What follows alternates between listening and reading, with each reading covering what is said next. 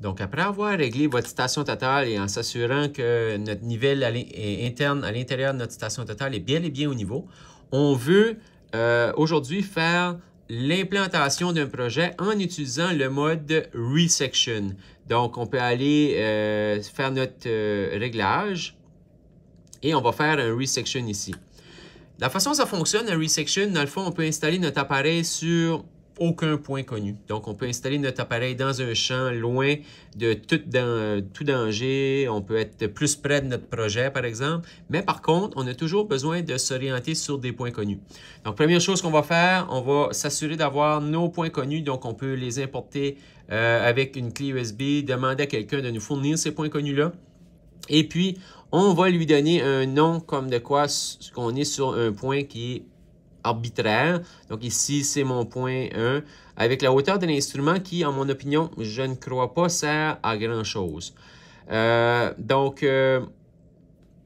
peut y aller. On fait Next. Ça me demande, est-ce que tu peux me donner un point de contrôle? Donc ici, le point de contrôle, je vais choisir parmi ma liste de points le point de contrôle qui est le point, disons, 100 001. Et puis, c'est le point sur lequel je vise. Donc, si je regarde ici tout de suite, juste pour vous montrer que j'ai deux prismes. Donc, j'ai un prisme 360 là et j'ai un prisme conventionnel ici. Donc, qu'est-ce que je veux faire? Moi, je vais m'orienter sur mon point 100 001 qui est mon prisme 360. Donc, prisme 360, je peux aller dans ma liste ici et de le modifier. Je peux faire Edit et je peux choisir... Est-ce que je peux choisir mon prisme 360? C'est le ATP1 360. Et puis, je vais mesurer la hauteur de mon prisme par rapport au sol. Donc, encore une fois, si je mesure à partir du bas du prisme la pièce de métal, j'ajoute 50 mm à ma mesure. Donc, supposons qu'aujourd'hui, j'ai une mesure de 1.513. J'accepte ceci.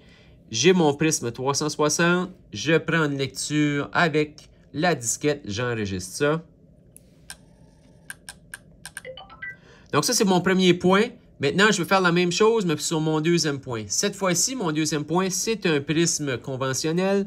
Je peux aller changer le prisme ici et faire Edit et choisir mon prisme, avec 0 offset.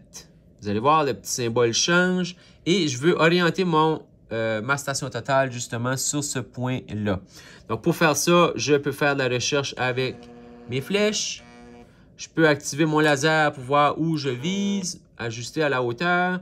Et à partir de ce moment-là, je fais la recherche pour mon prisme, demander à la station totale de faire des ajustements finaux. Je peux appuyer sur le cadenas. On entend un bruit lorsqu'on est vraiment au centre de notre prisme. Puis je peux observer ici que mon prisme, il y a un cadenas, donc je suis bien et bien installé sur ce point-là. Donc, mon point sur lequel mon prisme conventionnel est installé ici, qui est mon deuxième point, ça pourrait être un prisme 360 ou toute autre sorte de prisme, c'est le point 100 002. Donc, la hauteur que j'ai ici, bon, mais pour mesurer la hauteur de mon prisme, si j'ai un prisme conventionnel, on sait qu'on doit mesurer à partir du centre des flèches qu'on peut voir horizontales ici. Donc, la mesure va être de ça jusqu'au sol sur mon point de contrôle qui est dans le sol. Donc, la mesure, supposons qu'aujourd'hui, j'ai une mesure de 2 mètres. J'accepte ça. Et puis, j'enregistre ma donnée. Là, ici, ce que je veux voir, c'est que j'ai 2 points qui sont enregistrés. Puis ça me dit, est-ce que vous voulez bien garder les données qui sont là? Donc, on s'assure d'avoir les bonnes choses, le bon prisme, sélectionner les bonnes hauteurs d'entrée.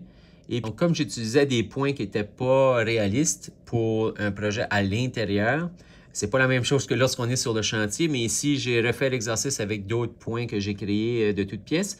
Mais juste pour vous montrer que je peux voir les différences qu'on peut avoir en angle, les différences de distance en nord, en est. La même chose pour l'élévation, par exemple, on pourrait voir toutes ces informations-là. Donc, lorsque je suis satisfait de mes résultats, par exemple, je peux faire « Accept » en espérant que les résultats que vous allez obtenir vont respecter vos attentes. Donc, c'est quoi les critères que vous devez suivre? Ici, ce n'est pas acceptable pour ce qui est de l'élévation, donc ça ne fait pas de sens du tout, mais c'est pour l'exercice pour vous montrer comment ça fonctionne. Et puis, je vais faire « Accept » pour ça.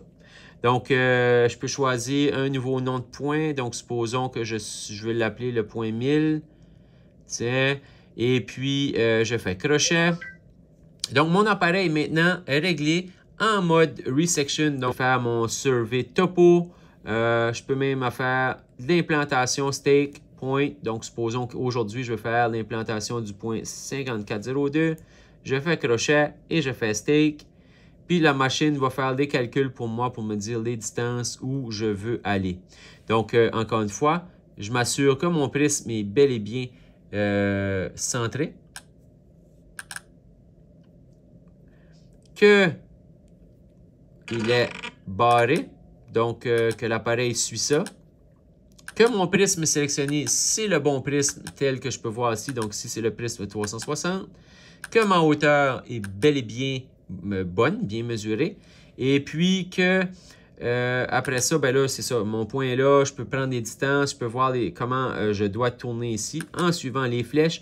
Amusez-vous avec ça. Donc, si je prends une mesure, par exemple, je ne suis pas du tout à la bonne place, ça va me dire que j'ai une distance et puis je dépasse ma tolérance permise. Donc, est-ce que je veux continuer d'enregistrer ce point-là? Non, mais on fait ça avec nos propres points et en s'assurant qu'on respecte les tolérances exigées.